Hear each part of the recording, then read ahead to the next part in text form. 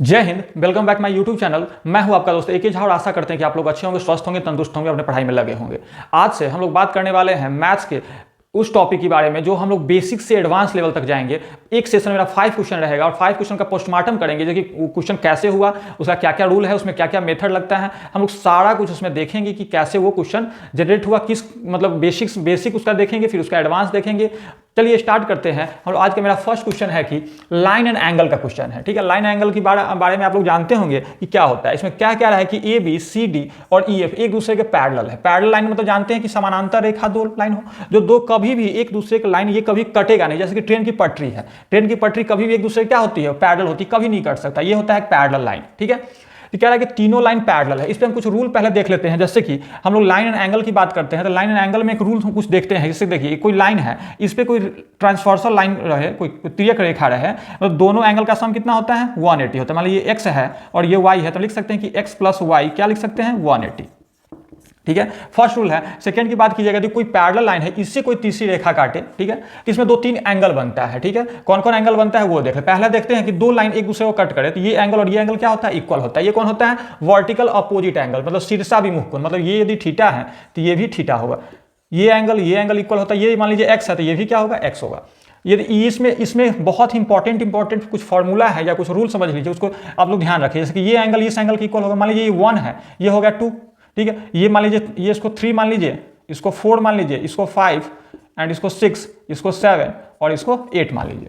तो अभी हम देखें हैं कि ये दो एंगल एक दूसरे क्या हो रहा है, इक्वल हो रहा है। कौन सा, शीर्षाभिमुख कोण। इसको कहते हैं हम लोग vertically opposite angle. Vertically opposite angle होता है मतलब ये, इसमें वर्टिकली अपोजिट एंगल देखेंगे तो हम लिख सकते हैं कि 1 इक्वल टू 2 है, 3 किसके बराबर है, 4 के। इसमें देखेंगे तो लिख सकते हैं कि 5 6 के बराबर है और 8 7 के बराबर है। ये दोनों एंगल इस सब बराबर है। ये हो गया आपका वर्टिकली अपोजिट एंगल। और भी होता है इसमें, क्या कह सकते हैं कि 3, ये 3 है ना, ये 5 के इक्वल होगा। ये दोनों क्रॉसपॉन्डिंग एंगल, इसको हम कहते हैं क्रॉसपॉन्डिंग एंगल। क्रॉसपॉन्डिंग एंगल भी क्या इक्वल होता है, कहने का मतलब है कि 3 इक्वल टू 8, 1 किसके बराबर होगा, ये 1 भी 5 के बराबर होगा, 1 इक्वल टू 5। और इसे 4 होगा 7 के इक्वल टू, 4 क्या होगा 7 और 2 होगा 6 के बराबर, 2 क्या होगा 6 के बराबर। ठीक है, और ये हो गया आपका क्रॉसपॉन्डिंग एंगल। ठीक है, इसको लिख सकते हैं क्रॉसपॉन्डिंग एंगल। ठीक है, क्रॉसपॉन्डिंग एंगल के बाद होता है, एक होता है अल्टरनेट एंगल। ठीक है, उसको कहते हैं जैसे कि 2 5 क्या होता है, अल्टरनेट एंगल। अल्टरनेट एंगल कैसा होता है, जैसे देखिए एक दूसरे के अब उल्टा दिख रहा हो, जैसे कि 2 5 दिख रहा है, 4 8 दिख रहा है। ठीक है, ये एक दूसरे क्या है, अल्टरनेट है। लिख सकते हैं कि 2 इक्वल टू 5 और 4 इक्वल टू 8। ये सब क्या है, एक दूसरे के अल्टरनेट एंगल है। ये आप समझे होंगे, हम लोग पढ़े vertically opposite angle, corresponding angle and alternate angle. 3 angle इसमें होता है, तीनों एक दूसरे के इक्वल होता है। और एक लाइन पे दोनों एंगल का सम कितना होता है, 180 होता है। कितना होता है, 180 होता है। ठीक है, इसी को हम कहते हैं, क्या कहते हैं, संगत कोण। ठीक है, इसको कहते हैं हम लोग क्या कहते हैं उसको, सप्लीमेंट्री एंगल। ठीक है, कंप्लीमेंट्री और सप्लीमेंट्री देखते हैं, इसको कहते हैं हम लोग कंप्लीमेंट्री एंगल। क्या कहते हैं,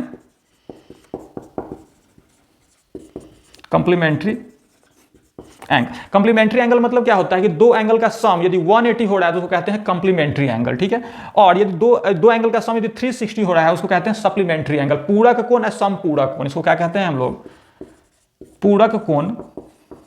ठीक है, और एक समपूरक मतलब होता है कि x प्लस वाई यदि 360 हो जाए ना, इसको कहते हैं हम लोग समपूरक कोण। ठीक है, इस समझ गए होंगे इसका बेसिक। इसी से रिलेटेड इसमें क्वेश्चन कह रहा है कि ये एंगल आपका दिया हुआ है 55, ये दिया हुआ है 30, तो ये एंगल मुझे निकालना है। तीनों क्या है, एक दूसरे के पैरेलल है, ABCD और ये पैरेलल है। तो इसी मेथड से हम लोग ये क्वेश्चन सॉल्व करेंगे। जैसे देखिए, ये एंगल और ये एंगल एक दूसरे क्या अल्टरनेट एंगल है, मतलब दो लाइन है, इसको कैसे एक तिर्यक रेखा काट रही थी। ये एंगल क्या होता है, इक्वल होता है, अभी बताए हैं। ये 55 है तो ये भी पूरा कितना होगा, 55 होगा। 55 में से ये 25 खत्म हो गया तो कितना हो गया, ये हो गया 25। ठीक है, एक और इसमें रूल होता है कि जो दोनों आंतरिक कोण होता है दोनों का सम 180 होता है। ये भी समझ लीजिए, यदि ये आपका x है, ये यदि y है, तो x प्लस वाई अंदर का दोनों का सम कितना होता है, 180 डिग्री होता है। तो ये 25 हो गया, तो ये मैं निकल जाएगा 180 में से 25 सब्सट्रैक्ट कर देंगे, ये जाएगा 5, ये 7 में से 2 गया 5, 155 डिग्री। x कितना हो गया मेरा, 155 डिग्री। आशा करते हैं कि समझे होंगे। हम लोग चलते हैं, ये उसका बेसिक है, आप लोग पूरा ध्यान रखिएगा। ये सब हमेशा इस टाइप का क्वेश्चन मेरा एसएससी कोई भी कॉम्पिटिटिव एग्जाम जिसमें एडवांस मैथ रहता है उसमें क्या होता है, आता ही है। ठीक है, डेफिनेटली लाइन एंड एंगल से एक ना एक क्वेश्चन जरूर आएगा, इसमें आपको एंगल फाइंड आउट करना रहेगा। एंगल तभी आप फाइंड कर सकते हैं जब आपको ये रूल आपको पता हो। ठीक है, तो हम लोग एक क्वेश्चन पे पूरा उसका पोस्टमार्टम करेंगे, पूरा उसका बेसिक से लेकर हायर स्टैंडर्ड तक पूरा जितना भी रूल है हम लोग देखेंगे और क्वेश्चन को सॉल्व करेंगे। चलते हैं नेक्स्ट क्वेश्चन पे। ठीक है,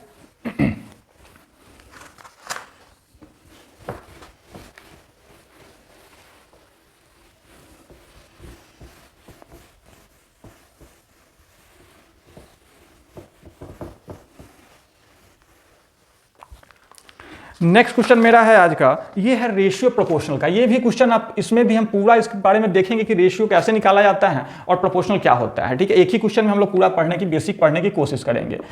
P रेशियो Q दिया हुआ है 1:3, ठीक है, और Q रेशियो R दिया हुआ है 3:4 और R रेशियो S दिया हुआ है 2:1। तो हमें P रेशियो S निकालना है, मतलब फर्स्ट वाले का और लास्ट वाले का रेशियो निकालना है। देखिए रेशियो निकालने में हम लोग बहुत सारे मेथड का यूज करते हैं जो कभी कभी क्या होता है लेंदी हो जाता है, लेकिन आज हम लोग वो मेथड पढ़ेंगे जो आपको बहुत ही इजी वे में शॉर्टकट वे में बना सकते हैं। जैसे कि देखिए मान लीजिए A रेशियो B दिया हुआ है 2:3, ठीक है, B रेशियो C दिया हुआ है मान लीजिए 4:5, ठीक है, तो हमको A ratio B ratio C निकालना हो, तीनों का रेशियो निकालना हो।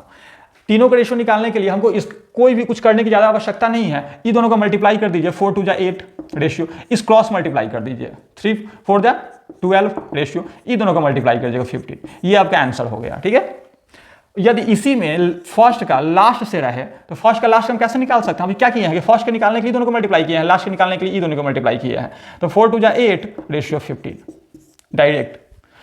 समझ रहे होंगे। यदि तो 2 डिजिट का होगा तो 3 का रहे, मान लीजिए यहाँ पे कोई रहते हैं A रेशियो B, ये दिया है 2:3, B रेशियो C 4:6, 4:5 कर दीजिए, 4:5 और C रेशियो D रहे मान लीजिए 7:8। ठीक है, तो हमें निकालना हो A ratio B ratio C ratio D। यदि फर्स्ट का लास्ट से निकालना पड़े, मान लीजिए A रेशियो D डायरेक्ट निकालना हो, ठीक है, इसके लिए कुछ ज़्यादा सोचना नहीं है, हमको ये दोनों सबसे मल्टीप्लाई कर देना है, इस सबसे मल्टीप्लाई कर देना है। ठीक है, इससे मल्टीप्लाई कर दे 4 2 8 8 7 56 रेशियो, इसकी मल्टीप्लाई 8 5 40 40 120। ठीक है, ये हो गया। इसमें जो कटने वाला है काट दीजिए। ठीक है, 4 का मल्टीपल ये भी है, 4 1 जा 14 और इसको काटिएगा तो 30, अभी भी कट सकता है तो इसको 7 रेशियो 15 कर सकते हैं। ठीक है, लेकिन अब यदि कह दीजिए चारों का रेशियो निकालना पड़े इसी टाइप से क्वेश्चन में, ठीक है, तो हम लोग ऐसे कर सकते हैं इसमें। ठीक है, पहले इस सभी को मल्टीप्लाई करते हैं, कितना रहा था 56, तो ऐसे कर देंगे रेशियो। डी मेरा कितना रहा था, इस सब का मल्टीप्लाई कितना रहा था 120। ठीक है, अब देखिएगा कि मेरा ऐसे मल्टीप्लाई करना हो तो पहले हम क्या कर रहे थे, डायरेक्ट कर रहे थे।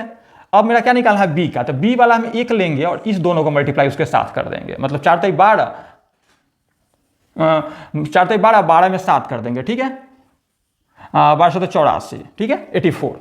समझ गए, तो मेरा बी का आ गया, मतलब एक बी वाला लेना है और दो जो बचा हुआ है दोनों को मल्टीप्लाई कर देना है। बी में यदि सी की बात कीजिएगा तो सी तो मेरा यहाँ है, कहने वाले इस दोनों को मल्टीप्लाई करेंगे और उसके साथ एक और जो बचा हुआ है नीचे इसको करेंगे, 7 5 35 35 क्या 105। ठीक है, क्या हो गया 105। और डी की बात कीजिएगा तो डी में हम चारों करते हैं, मतलब ये आपका क्या हो गया ए बी सी डी का रेशियो आ गया। आशा करते हैं कि रेशियो समझे होंगे। उसी टाइप से ये क्वेश्चन कह रहा है कि पी और एस का निकालना, मतलब इस दोनों को मल्टीप्लाई कर दीजिए, इस दोनों को मल्टीप्लाई कीजिए, 3 दूना 6 रेशियो 4 3 12 कटने वाला है कितने टाइम्स में 1:2। अब क्या आंसर हो गया 1:2।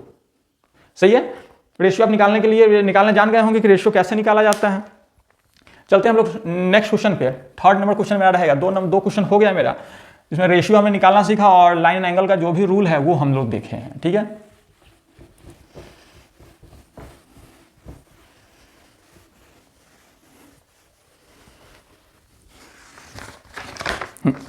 थर्ड क्वेश्चन कह रहा है डिविजिबिलिटी से रूल है, क्या है विभाजिता का नियम हम लोग पढ़े हैं। इसमें नंबर दिया हुआ है एक 7 8 5 x 3 6 फिर 7 8 y, जो डिवाइड करना है 72 से। क्या करना है 72 से डिवाइड करने के बाद x माइनस वाई हमें निकालना है। क्या निकालना है कि x माइनस वाई क्या होगा।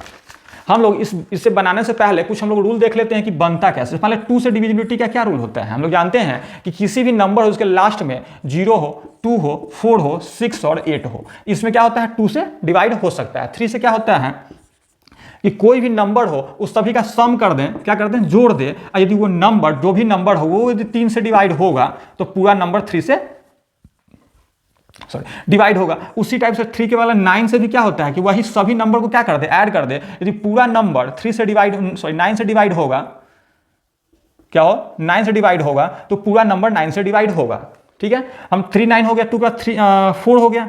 4 का बहुत ही बेहतरीन सा है कि 4 का कोई भी मान लीजिए x है, y है, या कोई भी नंबर मान लीजिए 1 2 3 4 5 हो गया, ठीक है, 6 है, कोई भी नंबर है, इसके लास्ट के 2 डिजिट को देखना है। क्या करना है 4 में कि लास्ट के 2 डिजिट यदि 4 से, मतलब 56 यदि 4 से डिवाइड होगा ना 1/4 टाइम्स, तो ये यदि डिवाइड होगा तो पूरा नंबर मेरा 4 से डिवाइड हो जाएगा। ठीक है, समझ गए होंगे।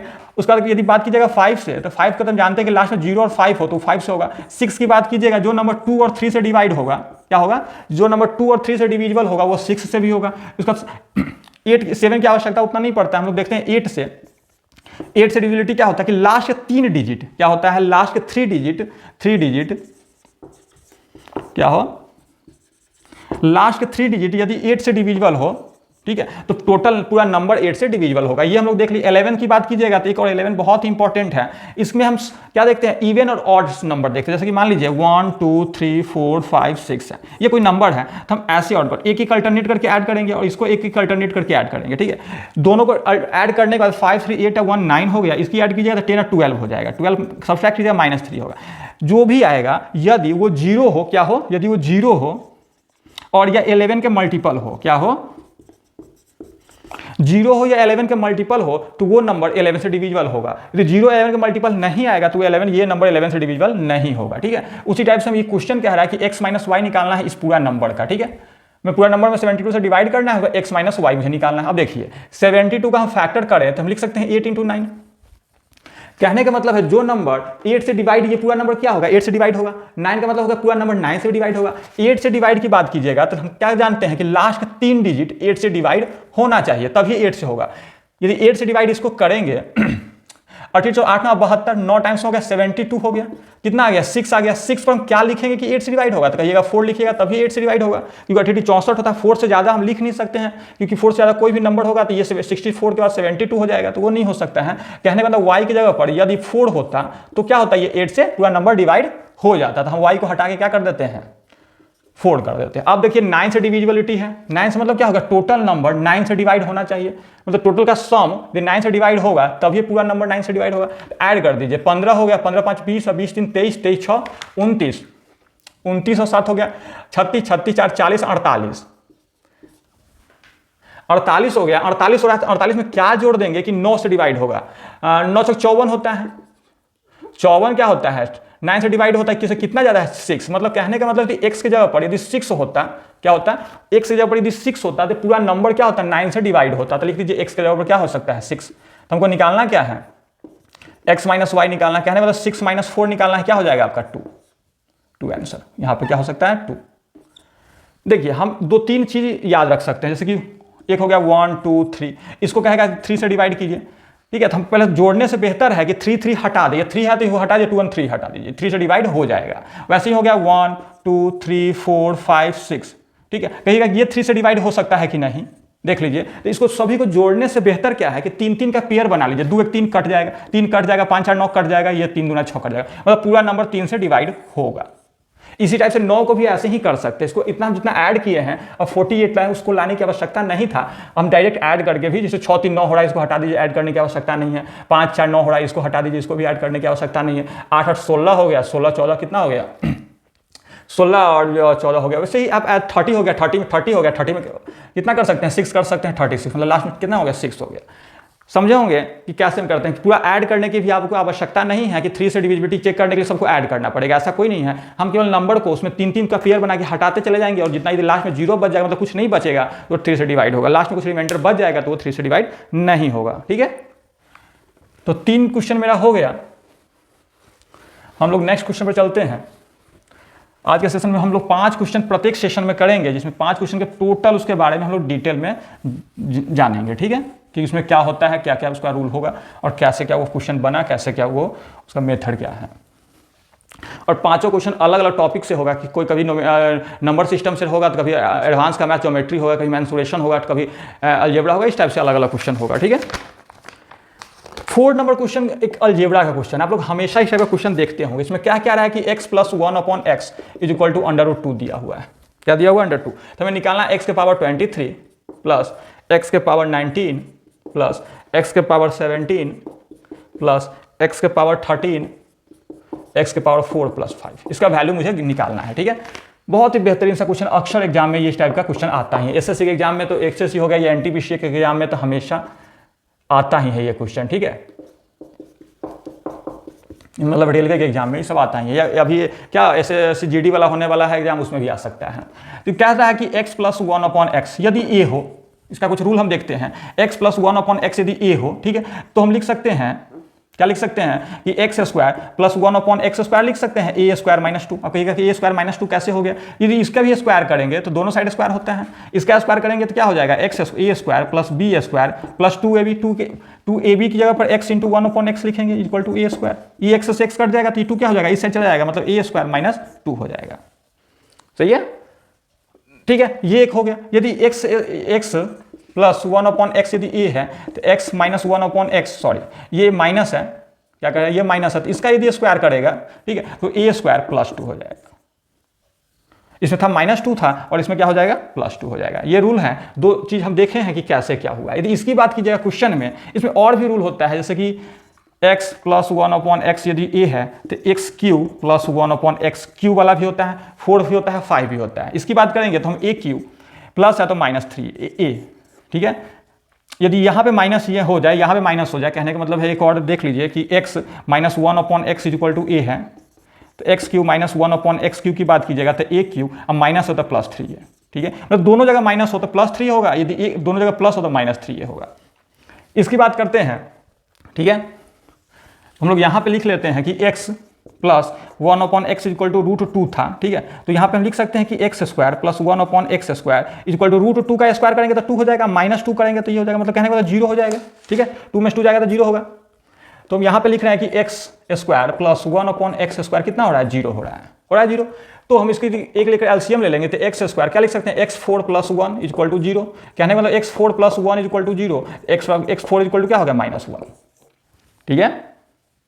कहने का तो यदि ये हमेशा याद रखें, क्योंकि डायरेक्ट इसी पे क्या कहते हैं क्वेश्चन आता है कि x + 1/x √2 दिया हुआ है, तो हम याद रखें कि x4 + 1 कितना होता है? 0 होता है, या x4 बराबर कितना होता है? -1 होता है, याद रखिएगा। जैसे देखिए इसे क्वेश्चन है, इसको हम मिटा देते हैं, नीचे देख लीजिए, ये क्वेश्चन आपको कह रहा है, देखिए इस सभी का गैप क्या कह रहा है? 4 का है। इसकी गैप कीजिएगा, इसका गैप भी कितना का है? 4 का है। 4 का मतलब डायरेक्ट यदि कीजिएगा तो दोनों को यदि x के पावर 19 यदि कॉमन ले लेंगे तो x4 + 1 हो जाएगा। इसमें क्या करेंगे? x पावर 13 कॉमन ले लेंगे, कितना हो जाएगा? x पावर 4 + 1 हो जाएगा। ये तो x के पावर 4 + 1 + 5 तो है ही, तो यानी इसका वैल्यू क्या होगा? 0, तो मतलब टोटल 0 होगा, इसका वैल्यू 0 होगा, 0 होगा, इसका वैल्यू कितना हो गया? -1 + 5, कितना हो गया आपका आंसर? 4, ठीक है। इतना करने की आवश्यकता वैसे है नहीं, जहां पे 4 का गैप हो उसका वैल्यू 0 हो जाएगा, जहां पे 4 का गैप हो उसका वैल्यू 0 हो जाएगा, उसको सीधे काट दीजिए, उसको बनाने की आवश्यकता नहीं है। इसकी बात कीजिएगा तो ऐसे करके हम डायरेक्ट लिख सकते हैं। सही है, समझ गए होंगे। चलते हम लोग आज के सेशन का लास्ट क्वेश्चन जो मेरा है वो बहुत ही बेहतरीन सा क्वेश्चन है, नंबर सिस्टम का क्वेश्चन है। उसमें उस क्वेश्चन सब हमेशा उस टाइप से आता ही है क्वेश्चन, और हम लोग देखते हैं उसके बारे में हम पूरा डिटेल में जानने की कोशिश करते हैं।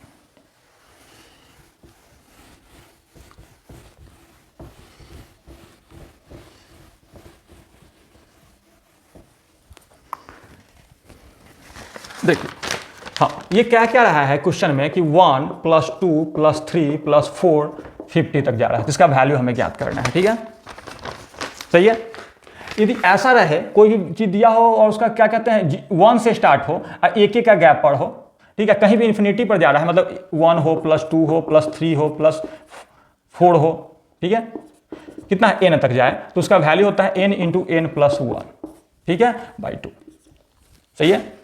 यदि इसी में कुछ और देख लीजिए क्या होता है कि 1 2 सब ये हो गया, उसको निकालना चाहे पहले इसको निकाल लीजिए। क्या लिख सकते हैं कि 50 × 51/2, डिवाइड कीजिएगा तो 25 टाइम्स से तो 25 ही 25 के 5 हासिल 2 और 25 पंचे 125 हो गया 127 मतलब 1275।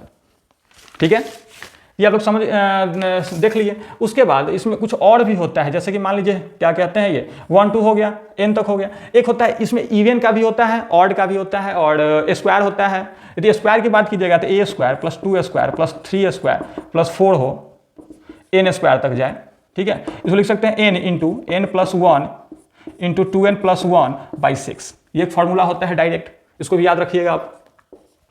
यदि q की बात कीजिए, a Q plus 2 plus 3q plus 4q कहाँ तक जाए, nq तक जाए। इसको हम लिख सकते हैं कि n into n plus 1 by 2 का होल स्क्वायर।